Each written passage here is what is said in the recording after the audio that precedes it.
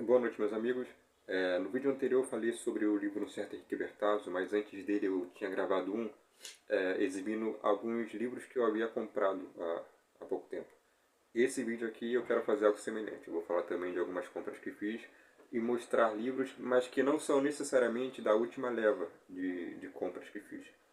São livros que advêm de compras distintas, mas no meio dessas últimas compras eu quis separar alguns exemplares aqui para fazer esse vídeo e comentar com vocês sobre eles.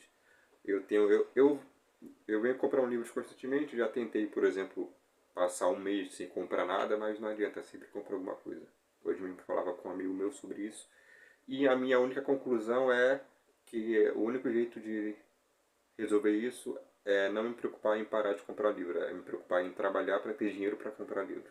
Porque esse é o vício impune, como chamava Brito Broca.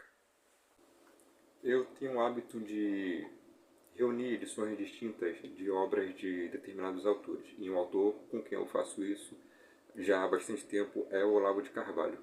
A última compra nessa questão, envolvendo algum trabalho do Olavo de Carvalho, foi essa aquisição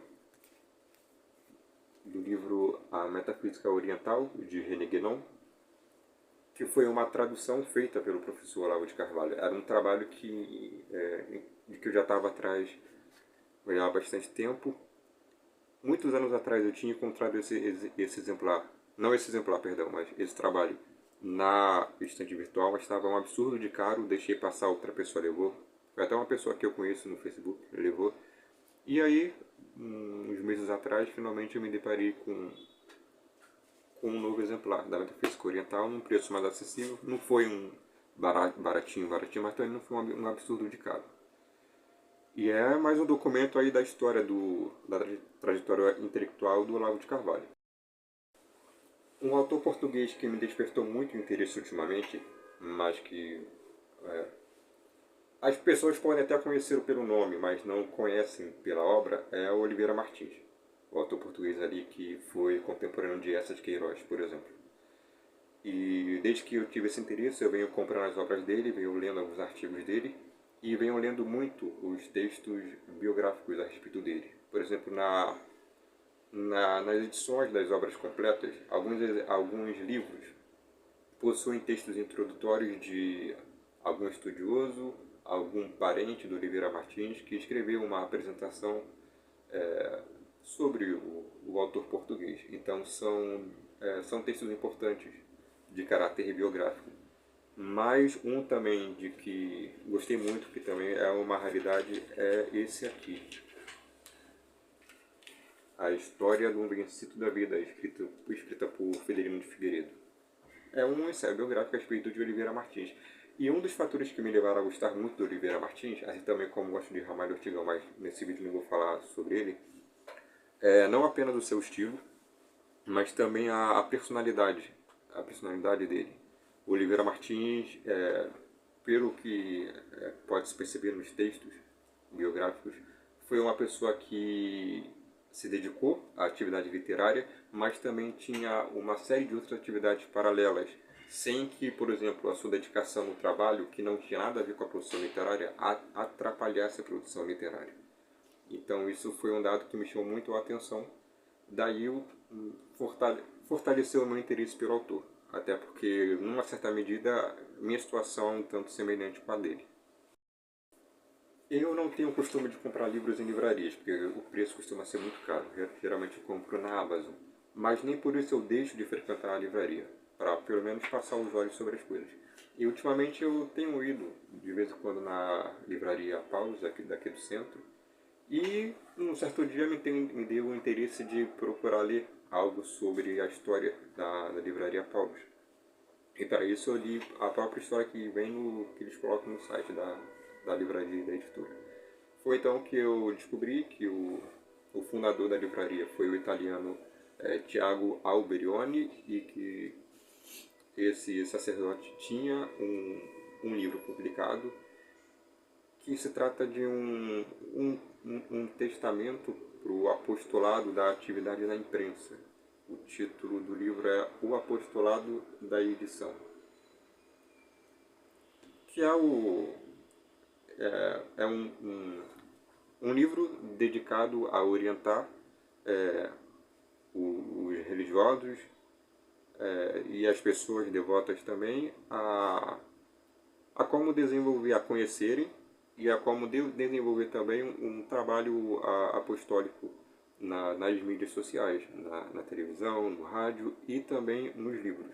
E no caso aqui do Tiago Alberione, o foco mesmo é voltado para o apostolado por meio do trabalho editorial. E como eu falei no início do vídeo, para alguns autores eu tenho o costume de colecionar edições distintas de suas obras, e um autor com quem eu faço isso também é o Chesterton. Recentemente eu adquiri aqui esses exemplares de Ortodoxia e O Homem Eterno, nessa edição antiga da editora Mundo Cristão. A tradução dos dois exemplares é do... esqueci o nome dele. Almiro Pizeta. Eu comprei essas edições aqui porque sempre eu tenho o costume de, quando eu me deparo com um texto de que eu gosto, eu destaco esse texto, copio em algum lugar, posto nas redes sociais, e também eu comparo ele com o mesmo trecho de outras edições, outras traduções, quando é no caso de uma tradução, e também eu comparo com a forma do texto original, no caso que seria o inglês.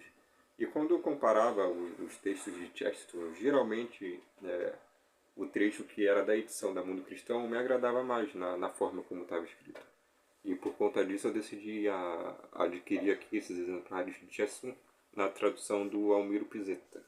E reler as obras também, nessa tradução. Recentemente estive em Resende e na ocasião ocorria uma feira do livro. Lá existia uma banca de... É uma banca, não pode falar uma banca. Uma banca da editora da Biblioteca do Exército. E vendo os livros que estavam lá à disposição, um dos que mais me interessou foi esse aqui. Brasil, lutas contra invasões, ameaças e pressões externas, que é um livro que reúne aqui a história dos diversos conflitos que o Exército enfrentou relacionados a tentativas, a investidas estrangeiras. O livro ele é separado aqui, por exemplo, no período colonial, no período monárquico e no período republicano. E dentro de cada um desses períodos existem os capítulos, e cada capítulo é um conflito em específico. Então, por exemplo, no período colonial tem aqui as invasões francesas, a invasão francesa no Maranhão, as invasões francesas no Rio de Janeiro. No período monárquico tem a Guerra da Cisplatina, a Guerra da Tríplice Aliança contra o Paraguai. E no período republicano, entre outros conflitos, tem também a campanha militar do Acre e a participação militar do Brasil na Segunda Guerra Mundial, que entra aqui a história da FEB, da Força Expedicionária Brasileira. Foi um livro que me pareceu muito completo no relato da história dos conflitos armados do Exército Brasileiro, então eu adquiri. A minha surpresa foi que na hora lá que eu perguntei o preço para os vendedores, eram dois coronéis que estavam lá vendendo, eles falaram que era de graça, eles estavam lá na verdade para distribuir o livro de graça, não para vender. Então para quem tivesse interesse era só chegar lá e pronto, conseguir uma obra tão completa como essa aqui. E já que mencionei aqui as FEBs, a FEB por exemplo, perdão, eu lembrei de imediato do romance O Albatroz, do José Geraldo Vieira,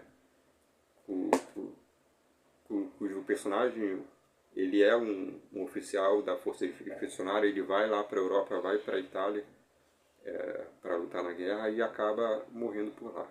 O seu corpo nem chega a ser encontrado. E ainda dentro da mesma temática, eu tenho também aqui esse livro do Gelson Silveira, História de Pracinhas. O Gelson Silveira era um repórter brasileiro, tem diversos livros, muitos livros com temática militar, seja de ficção, seja de reportagem mesmo. E esse aqui é um livro de reportagem que ele escreveu, História de Pracinhas, relatando o tempo que ele passou de 8 meses com a Força Expedicionária Brasileira.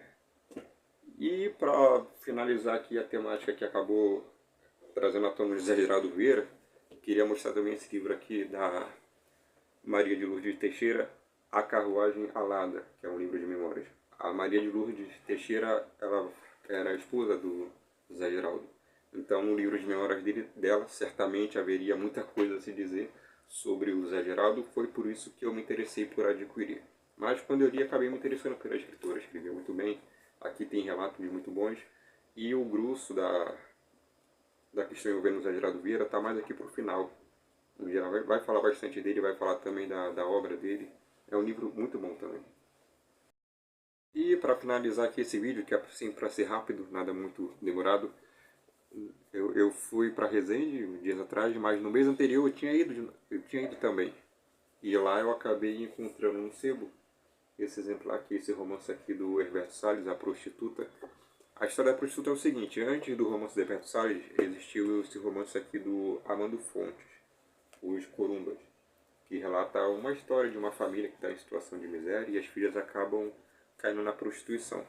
O Herberto Salles, ele mesmo conta isso aqui logo no início do livro, antes de iniciar o romance. Ele conta que ele leu o romance, se emocionou e teve o interesse de criar uma ficção ainda em torno de um remanescente dessa família, que as meninas caíram na prostituição, então esse remanescente seria também uma prostituta, daí o título A Prostituta. Então pode-se dizer, como que a gente poderia, como que chama isso? Por exemplo, no mangá, eu esqueci da expressão que se usa. Mas você tem aqui a história principal, que seria os Corumbas, e de dentro dela foi tirada uma história inventada por um outro autor, então que complementando, claro que com a liberdade do Herberto Salles, a história aqui da família, a prostituta. É isso. Boa noite a todos.